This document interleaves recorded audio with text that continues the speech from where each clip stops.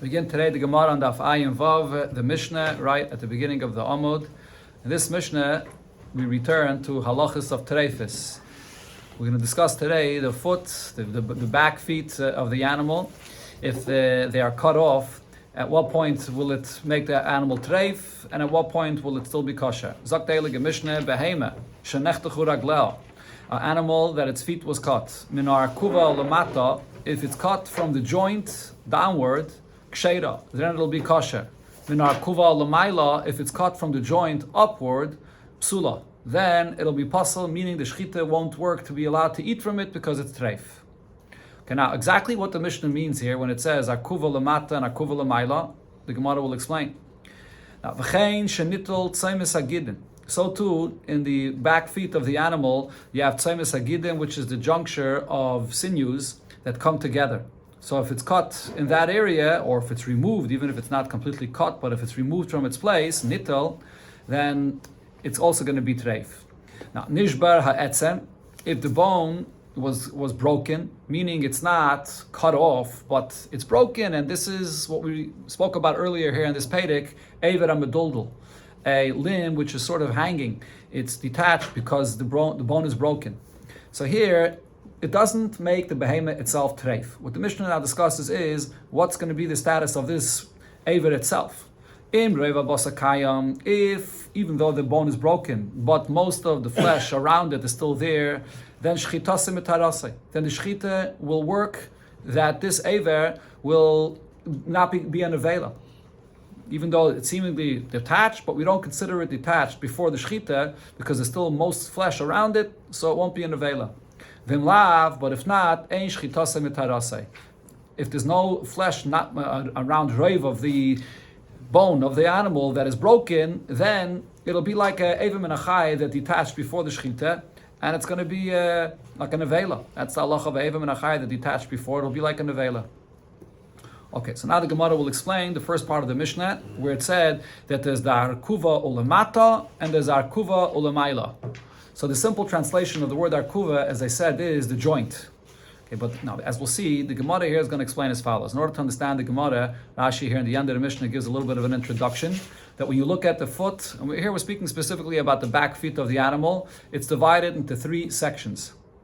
There's the top section. You can look at and we have here the Eizvahadi Gemara, you can look into the picture. The picture here is on page Lamed Zayin. So in the foot of the animal, you have the top section, which is called the Yerech, that's the thigh. Then there's the next bone, which is called the shoik, the shank bone. And then you have the lower section, not sure what that's called in English, but there's the third section going down. And then, besides that, you have what's called the parsa, which is the actual heel of the animal. Well, that's not what we're discussing over here. We're going to discuss here the three different sections of the foot of the animal. 1, 2, and 3. Just keep it simple. The top, middle, and bottom. Now, so the Mishnah here says that if it's cut from the joint, from below the joint, then it's going to be kosher. If it's above the joint, then it's going to be treif. Which one of the joints are we talking about over here? Between each one of these sections, there's the joint. So what is the taich of the Mishnah? So the Gemara brings a machlaikis between Rav Yehuda and Ola. Zok the Gemara, Amar Rav Yehuda, Amar Rav, Amar Rav Chia. When it says in the Mishnah lamata, it means lamata min arkuva. It means below the joint. And lamaila means lamaila min arkuva. It means above the joint. Now, what are we talking about? Be'eza arkuva amru. Which joint are we talking about in the three different sections of the foot of the animal? Ba'arkuva hanem keres imareish. With the lowest section of the foot of the animal, and that lowest section is usually sold together with the head, for whatever reason. But that's what this is called. So the word arkuva itself actually means a joint. But over here, the Gemara is referring to this lowest section of the foot of the animal also with the name of arkuva. Arkuva hanem keres imareish. This is the arkuva that's sold together with the head. So what's the pshat in the Mishnah here? The lowest section of the animal's foot. If it's cut below the joint of that lowest section, so then, meaning it's being cut by the top of that lowest section of the foot of the animal, it's kosher. If it's cut right above that, or right above the joint that's between the lowest and middle section, then it's going to be kosher. That's the pshat of Rav Yehuda. So it comes out from what Rav Yehuda is saying, 2 points. Number one, we're talking about the lowest section of the animal. And number two, the term in the Mishnah, Lamaila and Lamata, are right near each other.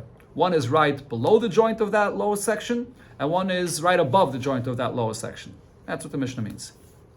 However, Ula says in the name of Rabbi Shia, no, we're not talking about the lowest joint. We're actually talking about the highest joint, which is between the yerech, the thigh, and the shank bone, between the top, the section 1 and section 2.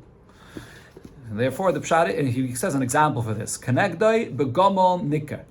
It's that place where it's noticeable in the body of a camel. Do I have the picture for this here? I don't think so. But if you look, you can see the picture the way it is by a para, by an ox. These three sections of the foot of the animal in the body of a cow, it's not exposed, because the whole body of the cow extends further down, and you can't see that joint that we're talking now about. Between the first and second section of the bone, it's not exposed.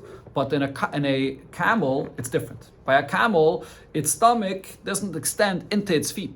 You could see, just like by a human being, you see the knees sticking out. By the camel, you could see the knees that are sticking out. So therefore, he's giving this example. Just like by the camel, you see the bone of the knee sticking out. That is the joint that the Mishnah is talking about here. And what the Mishnah is saying is that above, if it's cut above that joint between the first and second section of the foot, it's going to be treif. If it's cut below that section, meaning if it's cut in the middle section of the foot, even if it's in the top of that middle section, it's still going to be kosher. So this is much more lenient. Now, so Ula asks Rav Yehuda about his pshat. What's the question here that he's going to ask is going to be based on the halacha of the tzeimis hagidin, the juncture of the sinews that the Mishnah spoke about. Where's the location of the juncture of these sinews? The juncture of these sinews is at the end of the middle section of the bone of the animal. Meaning, the same place where, according to Rav Yehuda's pshat, in the Taich of the Mishnah, Menar Kuva Lamaila, above the joint, which according to his pshat was above the joint between the last and middle section of the foot of the animal, right over there is where the sinews actually are. So if so, Ula asks son of Yehuda, Bishleim Ledidi, according to my pshat, that I'm saying that we're talking about a much higher section in the body of the animal. When the Mishnah uses this term, Arkuva Lamaila, Arkuva Lamata, it's going further up. Damina, I'm saying, Kenegde Begomel Niker, it's higher up, where you're in a camel. You can see the knees. So therefore it's necessary for the Mishnah to say that if the juncture of the sinews are cut, that it'll also be treif, because that's lower down. So that's a chiddush. Even though it's lower down, but because it's in the area of the juncture of the sinews, it'll be treif. But according to your Rav Yehuda's pshat, why does the Mishnah have to say that if the tzeimis hagidin are removed or cut, that it'll be treif? According to your pshat, the tzeimis hagidin, and where the Mishnah says Menar Kuva Lamaila, is the exact same place. It's right above the place where you have the joint between the lowest section and the middle section of the foot of the animal. That is where you're saying if it's cut there, it's going to be treif, and that's actually where the sinews, where the juncture of the sinews is. So why does the Mishnah have to say that separately? Amalei, so Rav Yehuda answers that the Mishnah is saying two different things. Rechuva b'lo tzeimis hagidin. What the Mishnah is saying is, what's if the bone is cut? But if it's not that part of the foot that was completely cut off. The bone is cut, basically the bone is sort of broken, but the tzeimis hagidin are still intact. That's one thing that the Mishnah is saying, it'll be treif. And then it's also saying, tzeimis hagidin b'lo rechuva. And if the sinews are cut, but the bone in that section is not cut, it'll also be treif. That's what the Mishnah is saying. So yeah, you're right, it's in the exact same area in the foot of the animal, but it's two different things. In fact, the Gemara, or Ula asks Rav Yehuda on this, but how are you making this distinction? The terminology the Mishnah uses when it speaks about this area, it says it was cut off. Cut off sounds like it was cut off completely. The bone and the sinews, everything is cut off. So again, we're talking about that very same area above the bottom joint between the lowest and middle section of the bone of the animal, and there it says cut off. So how are you making a distinction is saying that it's talking about two different details. So Ishtik, Rav Yehuda heard this question on his pshat, and he was quiet, he didn't answer. Labasa the Nafik, after Ula went out, Omar, Rav Yehuda says, my time why couldn't I answer him and explain as follows? That maybe we could teach the term of Lamata Menar Kuva and Lamaila Menar Kuva a little bit differently, and that will answer the question. Maybe lamata means lamata minar kuva. Lamata means, like was explained before, below that joint, and that means in the lowest part of the foot of the animal. Now, what does lamaila mean? Lamaila doesn't mean right above that, not right above that joint, because that's actually where the tzaimis agidin are. Rather, what it means is lamaila mitzaimis agidin. It means in the middle section of the foot of the animal, but above the area where the juncture of the sinews are. There is where the Mishnah is saying that it's going to be treif. So the Mishnah still has to clarify what the halach of the tzaimis agidin is, because according to this, the lamaila and lamata are not right near each other. It's not right below the joint and right above the joint, but below means below the joint, and above means further up in the middle bone. And the tzaimis agidin are lower than that. So therefore, the Mishnah had to clarify this halacha. Why didn't I answer him this?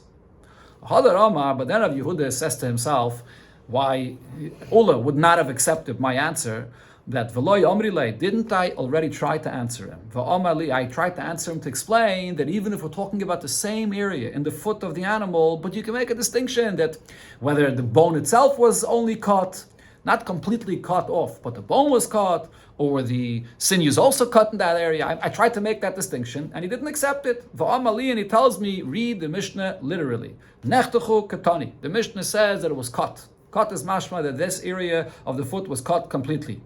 So we see that Ula did not want to accept Rav Yehuda's answer. Why? Because he wants to be medayik and read the Mishnah literally. If so, hachanami here as well, if I want to try to make such a distinction and say, when it says menar kuva lamaila, what does it mean? Not right above the joint. It means further higher up.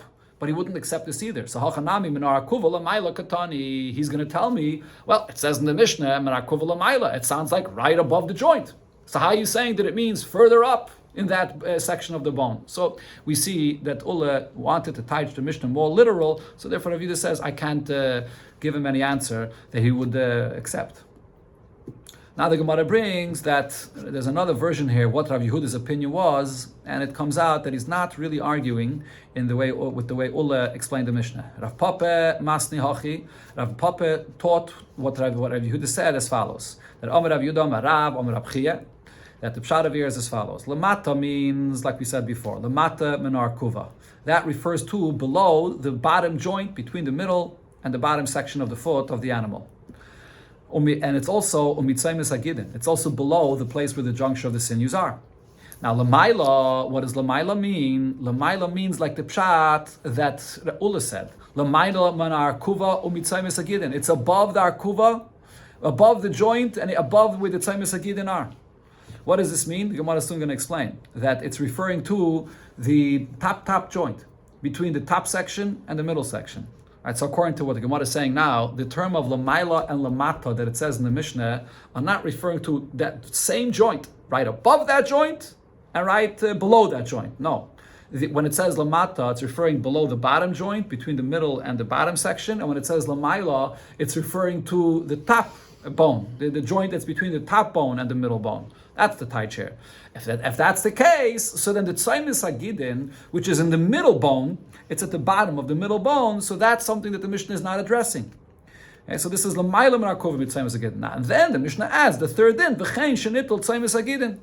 That if the tzaimis agidin are detached, that also will make a treif.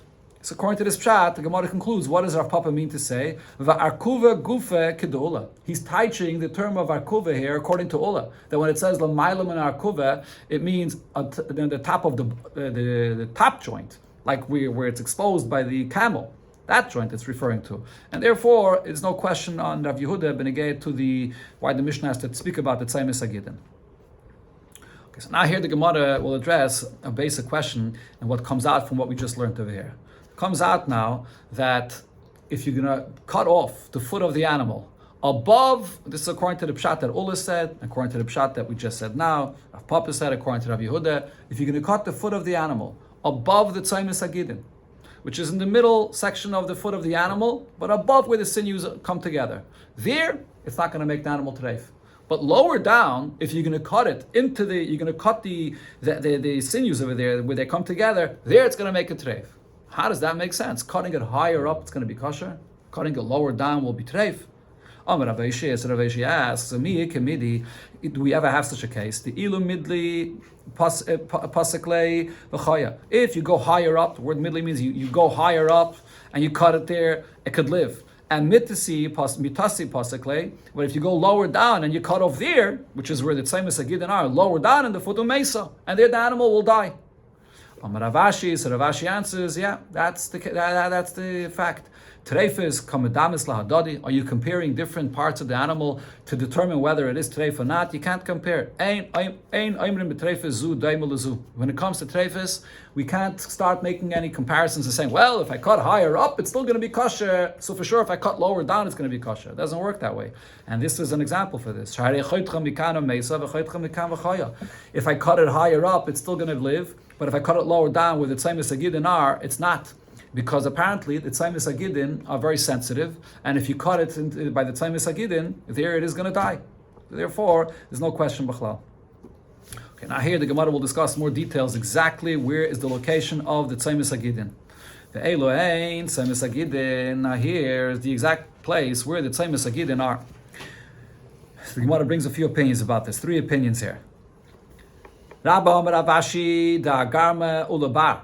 That the tzaimis agidin is where the bone is. Yeah, as I mentioned, this is referring to the middle bone, middle section of the foot of the animal, but it's where the tzaimis agidin goes further out from the bone.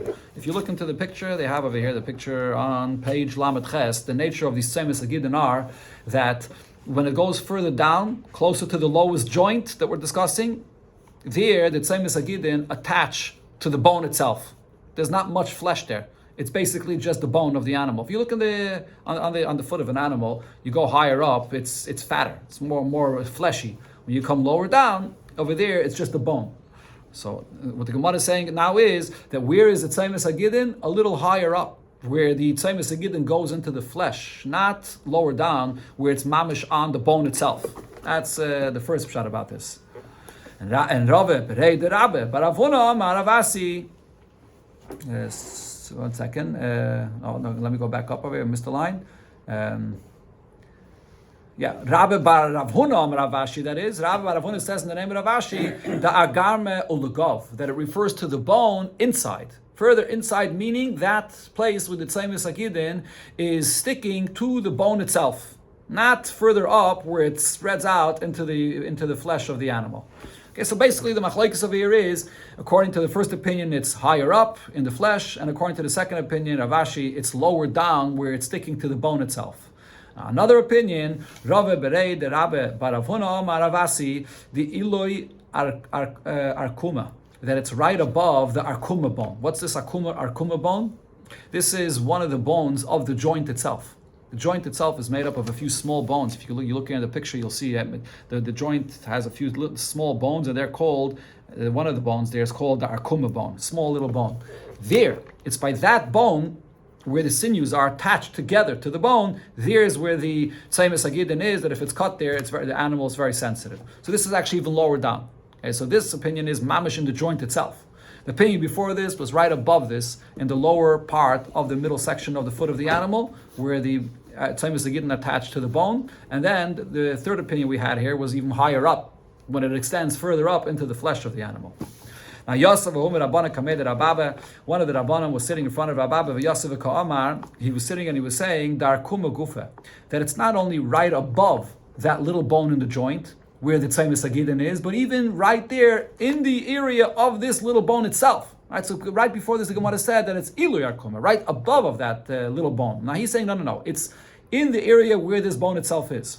Rabbi says to them, Loi tatzisile, do not listen to what he's saying, because Hachi Amar Rav Yehuda, this is what the Yehuda said, that where is the tzaimis agidin? Heiche de pari tafche, the place where the butchers cut the foot of the animal when they want to skin the animal, the place where they cut.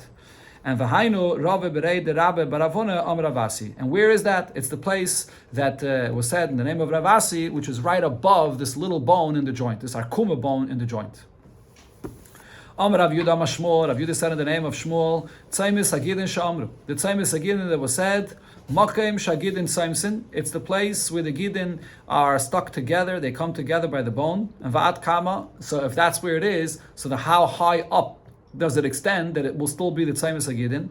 Amalei Ahumid Rabbanon, Rav Yaakov Shmei, Rav Yaakov, he said, when I was by Rav Yehuda, Amalon, he said, Shamu Mini Milse the Migavre Rabbi Shmieli. Listen to me, I'll teach you a halacha that I heard from a great person.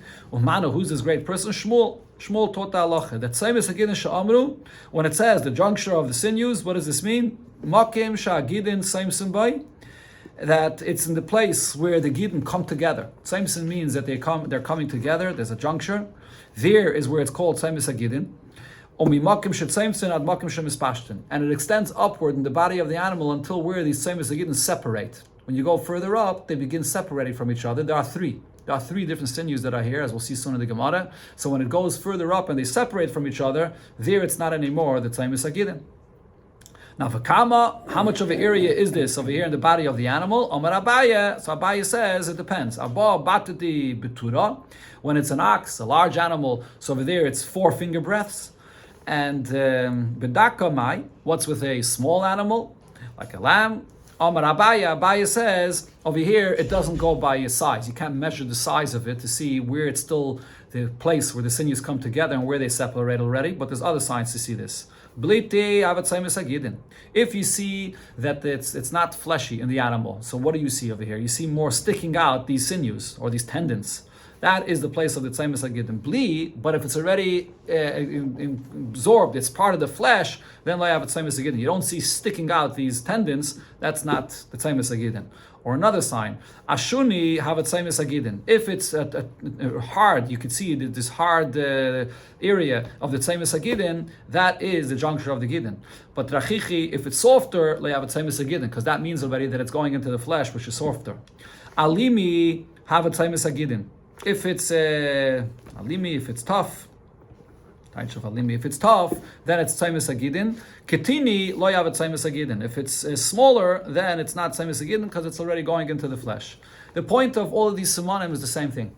That if the place where you see that it could be identified separately, and it's hard, then it's you can see it sticking out, that's Tzaimis Agidin. But if not, it's already going into the flesh. The last simon gives chaviri or chavri have a Tzaimis Agidin. If it's white, then it's Tzaimis Agidin. So these Tzaimis Agidin apparently are tendons that are whiter, not red. And loy chavri, but if it's not red, loy have a Tzaimis Agidin. Then it's not anymore the juncture of the Gidin. It's going into the flesh, which is going to be red. Mar Baravashi says about this last simon we just gave that it doesn't have to be mamish white. Kiven the zigi, as long as it's not completely red, it's a little bit clearer. It's not red yet. Afagav zigi literally means I think transparent, pale. Or if it's a little bit paler, afagav deloy chavri, even if it's not really white, that's already the Tzaimis Agidin. Omer Ameimer says, Mishmei Rav Zvid. In the name of Rav Zvid, regarding the Tzaimis Agidin, so as I mentioned, the Tlase Chute Hava. There are 3 of these sinews or tendons.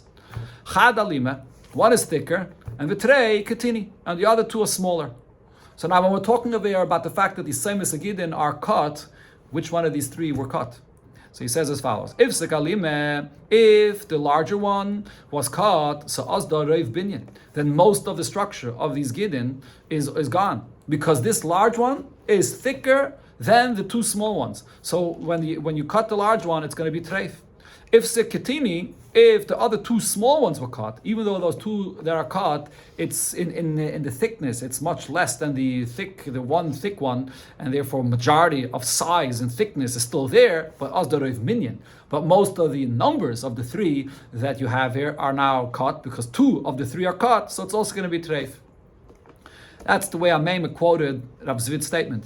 Now, Ma'abaravashi masni l'kula. Ma'abaravashi taught what Rav Zvid said, but he taught it in the lenient manner. He said as follows: if sikalime, when only the one thick one was cut, so then we're going to say that it's actually still kosher. Why? Because ha'ikir reiv minyan. I could say, look, even though the thick one was cut, and that's the majority of the whole structure of these gidden that are cut here, but you still have another 2. 2 out of 3 is still here. If sikatini, if the 2 little ones were cut, I could also say that it's not a problem, because ha'ikar reiv binyan, because most of the thick one is much more than those 2 small ones, so most of the structure of these gidden are still here, so it's also going to be kosher. Okay, Till here, we're talking about the Tzeimis Agidim regarding the behemoths. We're going to come back to that soon. We'll see. There's actually other opinions here, Rav and Shmuel, regarding what we just discussed here. But the Gemara brings in also regarding the Tzeimis Agidim by the birds, by a chicken.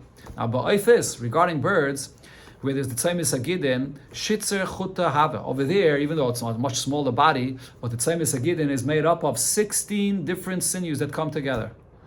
And then therefore over here it's much more stringent. If Sichad Minayo, even if only one of these 16 are cut off, Treifa, it'll be Treifa. This is one of the sensitive areas to see in a chicken when you're checking it that it's not Treifa, to see that all of these sinews, all 16 are intact. Baravashi says about this, I was in front of my father, and they brought him a chicken or badak, and he was inspecting it, so he only saw that there's 15 sinews in the Tzeimis Agidim, so that should mean that it's treif.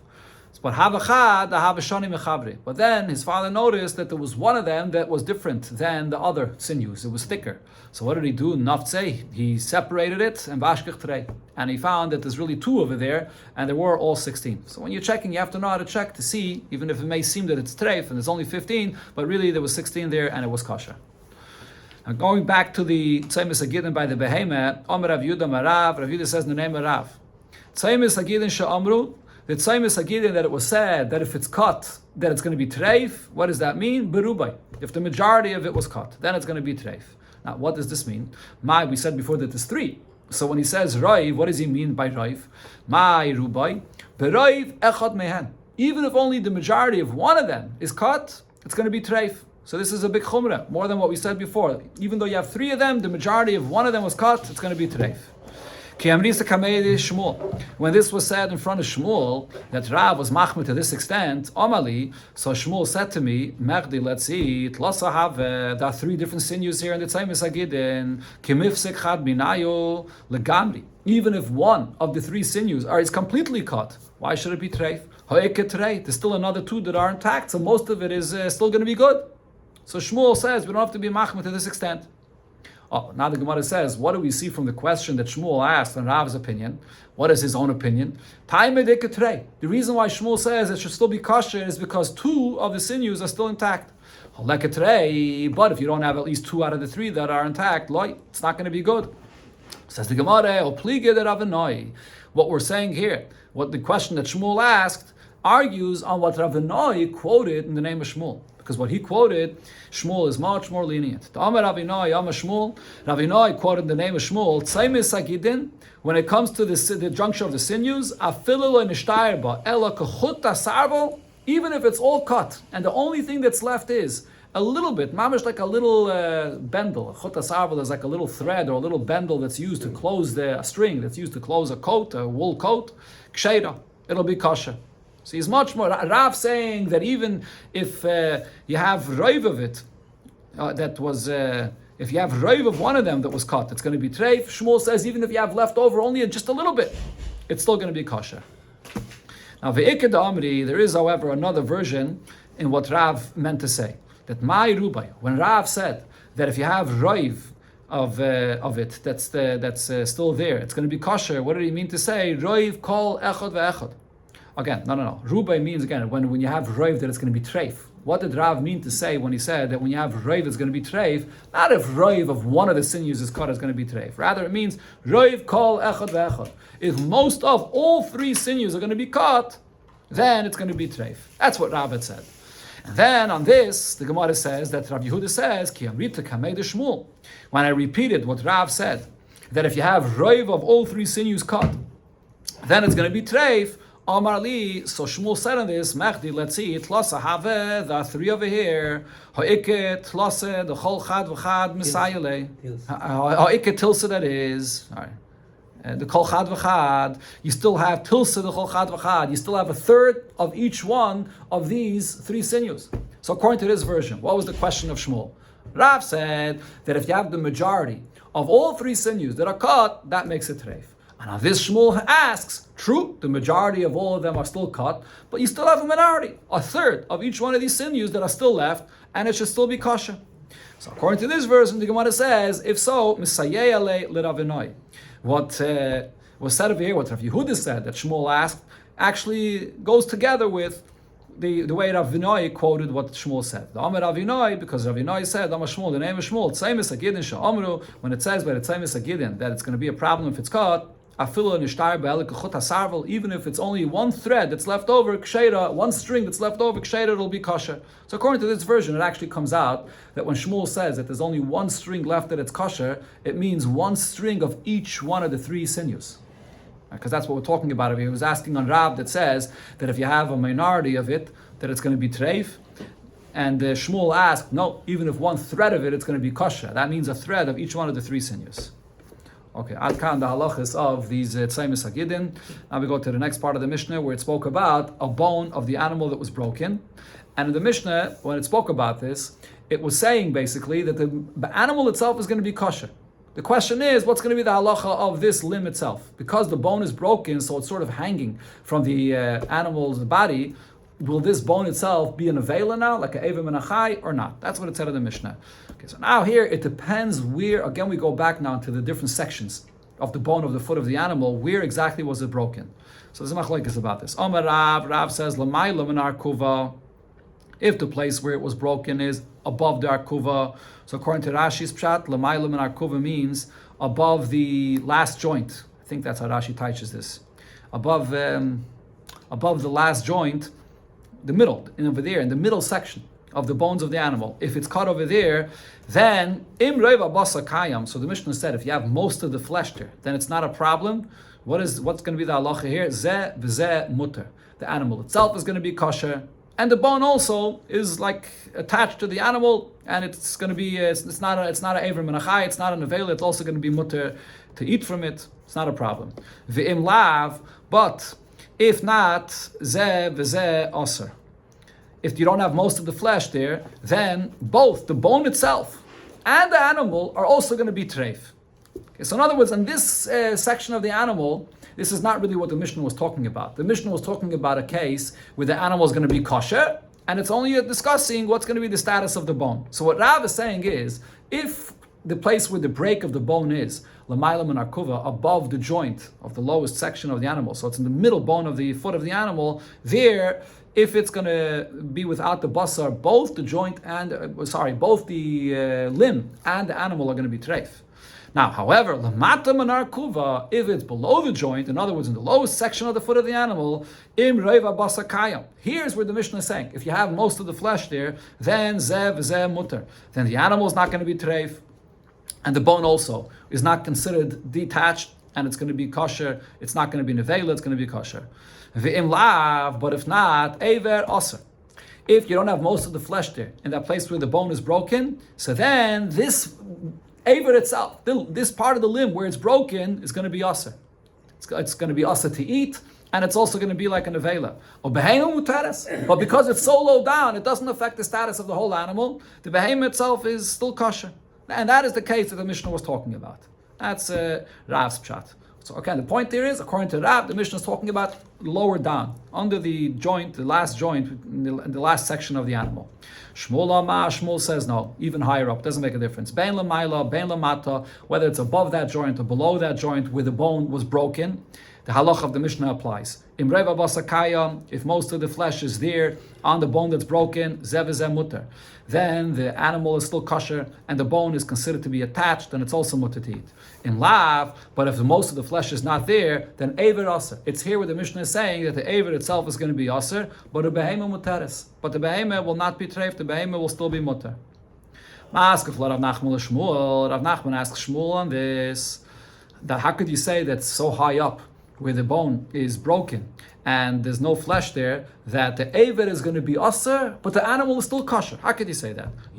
People are going to say aver mimeno mutal ba'ashpa, that the limb of this animal is thrown in the garbage because it's treif and you can't eat from it. But the animal itself is going to be mutter. How could you make this distinction?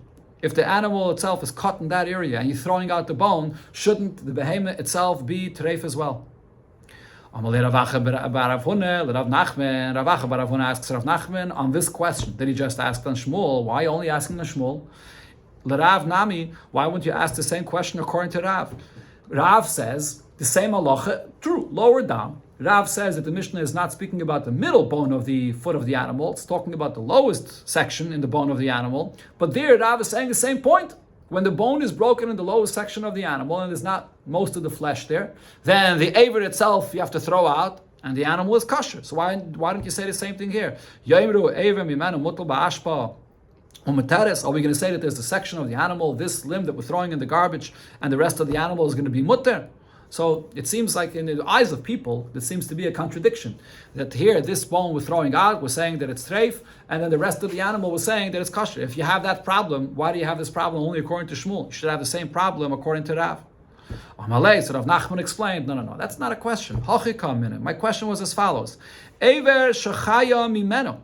If in that area, Shmuel was saying, even higher up, in the middle section of the foot, even there, if it's cut, and there the animal that's integral for the life of the animal, and still what you're saying is mutal ba'ashpai, throw out the bone, umeteres, and over here the animal itself should still be kosher, since it's higher up, and there, this is a very sensitive section for the life of the animal. It's there that I can't agree to what Shmuel is saying, that I throw out the bone and the animal itself is going to be mutter. In other words, the point that Rav Nachman is explaining is, I don't have a problem to say that there's a limb that's treif and the rest of the animal is kosher. It's not a problem, but the main problem is that it's higher up in a place that we already explained before in Amud Aleph, that it's more sensitive, and if you cut there, the whole animal gets affected. That I don't understand how Shmuel could say that the animal should still be kosher.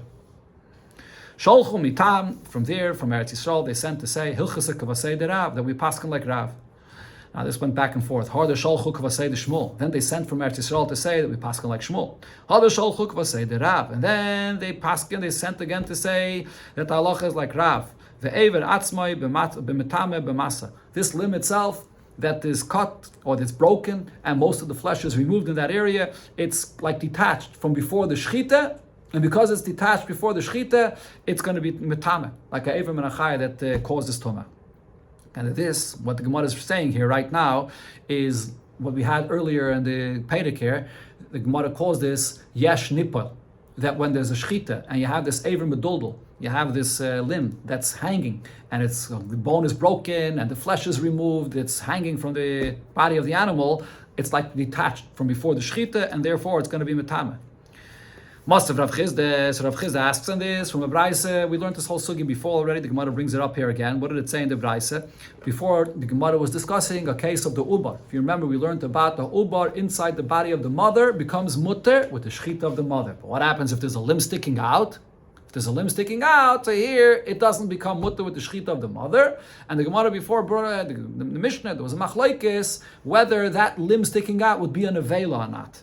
So the Braise there says that Rab Meir says about this loy that you can't compare this case of the limb of a ubar that's sticking out to the case of an aver of the body of the animal itself, which is meduldul, which is hanging. Because loy if you say that when you shecht an animal that's treif, that the shchita will be effective. So oisa, that's the body of the animal itself, and there's a aver meduldul, and it says there clearly even this aver that's hanging from it. It's dava shagufa, it's still part of its body, and therefore the shchita will be effective for this. Could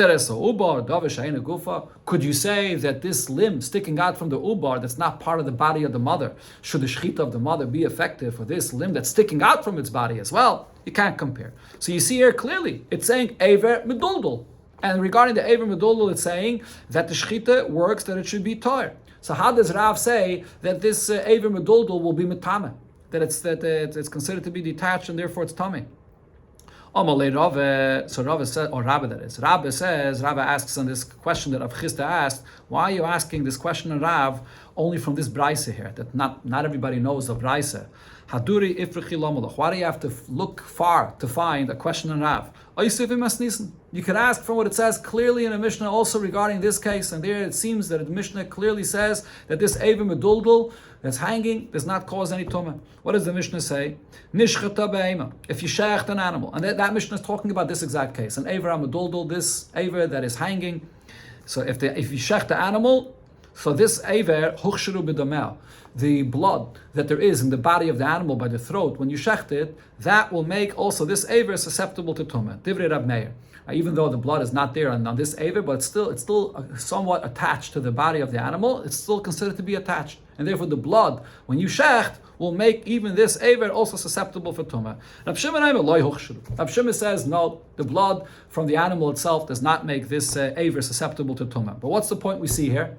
That we're talking about this aver. And what we're saying is that it will only become susceptible to tumah because of the blood of the body of the animal. If what Rav said is true, that once the bone is broken and most of the flesh is removed, it's like an avela, why do we have to discuss susceptibility to tumah? It's mamash an avela. It itself is tummy. So we clearly see from this Mishnah that Rav is wrong. Amalei, so Rav Chisda answers, no, there's a reason I didn't ask from that Mishnah. Masnisen ikel l'dechuye k'dedachinan. The answer to this Mishnah, we could say, like the Gemara already said earlier about this, that maybe there it's not talking about the aver, it's talking about the basar. Because the halacha by aver menachai is only the whole aver is tameh. But if there's only flesh from this aver that's separated, basar menachai does not cause tumah. So we're discussing that basar menachai, and therefore you have to have the blood to make it susceptible to tumah. Kisalik Rab Zera, when Rab Zera went to Eretz Yisrael, Ashkechel Rav Yirmiyah, the Yosef Ka'amal Allah Shmaita, he found that Rav Yirmiyah was saying like this halacha as well, like Rav said, Amalei Yasher. He told him that it's good. He confirmed that what he said is right. And he told him, Rab Zera told Rab Yirmiyah, V'chein Tergema Aryech B'Bavel. So too Aryech in Bavel said this. Now who's Aryech? Aryech Manu. Who's the Aryech that he's saying that said the same thing like Rav? Shmuel. Shmuel said like Rav as well. But the Gemara says, how can we say this? We brought before that Shmuel argued about Rav about this, regarding this. So the Gemara says, Hadebe Shmuel legabe de Rav. Shmuel retracted from his opinion and he agreed to Rav. We had before Rav Nachman asked on Shmuel's opinion. So Shmuel retracted from his opinion. Regarding what it said in the Mishnah, the bone is broken. What did it say in the Mishnah? When is there going to be a problem? If the bone is broken and most of the flesh was also removed. What does it mean most? Where is most of the flesh removed? Tan Rabbana, we learned in the Braisa, Nishbara etzem v'yotza l'chutz. If the bone of the animal in this part of the foot is broken and the bone comes out, it's sticking out from the flesh of the animal. So im oiro basar chayfen es rubai mutter. If the skin and the flesh is covering most of the bone, it's still going to be mutter. But ben lav, if it's not covering most of the bone, so then through the shchita it's going to be mutter. If not, aser. Then it's going to be aser. Now the kamaru, by when it says here in the Mishnah and in the Braisa that if most of the bone is still covered, that it's going to be kosher. What does roiv mean? Where do we look at roiv of the bone? So Kiyasar Rav Dimi, Yom Rav Yechanan, Rav Dimi says in the name of Rav Yechanan, roiv avyai. What it's referring to is most of the thickness of the bone. What does thickness of the bone mean? The bone has the interior, the marrow inside the bone. So if the bone is sticking out and you could see most of the marrow of the bone, that means that it's not covered properly. But if most of that marrow of the bone, the interior of the bone is covered, then it's good. But v'amrila, others say, no, we're not talking about the interior of the bone. Reva keifai has to be most of the exterior, most of the circumference of the outside of the bone has to be covered. Rav Papa says, in order for it to be kosher, it has to be covered, both the inside and the circumference of the bone has to mostly be covered. When it says here that it has to be covered either by the skin or by the flesh. The skin is just like the flesh that would cover it. That's what Ula said in the name of Rabbi Yechanan. So Amalei Rav Nachman lo Ula. Rav Nachman says to Ula, why are you quoting Rabbi Yechanan this way? V'lei memar, the master should have quoted Rabbi Yechanan differently. Oir mitztaref lebasar. That the skin that covers the bone, it combines to the flesh that if you have from both together. It's not enough to just have skin covering. It has to be both. If it's skin, it has to be at least some flesh also.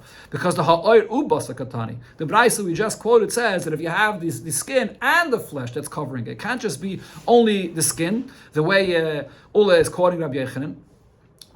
So Ula answers, no, I'm actually more lenient about this because anan oir basa tanina. We learned in that Braisa that we just quoted that it's either the skin that's covering the bone or the flesh. You don't have to have any flesh covering the bone. Even if it's only the hide or the skin of the animal, it's going to be good enough. Ikad Amri, there's another version of what was said here. Ula said in the name of Rabbi Yechanan, oir mitztaref lebasar, that the skin of the animal could combine to the basar to say that if you have half of the bone, if you have half skin and half basar that's covering, it doesn't have to be mostly basar. If you have half skin and half basar, it's going to be good in order for it to be covered. Amalei Rav Nachman lo, and on this Rav Nachman asks Ula, v'lei mamar, you should have said actually different, more stringent. Oir mashlim lebasar, l'chumra. You should have said that it has to be mostly the flesh, And the skin could only be a little. Mashlim means it's a minority. Mitztarif means it could be half and half. Half of the flesh is covering it, and half of the skin. So Rav Nachman is asking, but it really should not be that way. It should really be that it has to be mostly the flesh. Amalei, so he answered him, I know of the Yedina. The reason I'm saying what I'm saying is because I know an incident that happened. Ahu bar Geisler, the Hava Rav Yitzchak, there was this chicken or this bird that was by Rav Yitzchak, and there was also a case where the bone of the chicken was broken and it was sticking out, the mitzvah of labasar Hava, and what was covering it is the skin together with the flesh, and it was half and half. It wasn't mostly the flesh, it was half and half. And Vasla Kamed Rabbi Yechanan, and it was brought to Rabbi Yechanan, and he said that it's okay, it's kosher. So that's why I quoted Rabbi Yechanan this way. Amalei, so Rav Nachman tells him, Bar Geisler Kamrit, you're bringing a raya from a case of a chicken. Bar Geisler de Rochech Shani. Regarding a chicken, where over there it's softer, over there it could combine half basar and half of the skin. But regarding an animal where the hide is much thicker, over there it's not going to cover properly. Over there you have to have mostly the flesh to cover the bone in order for it to be kosher.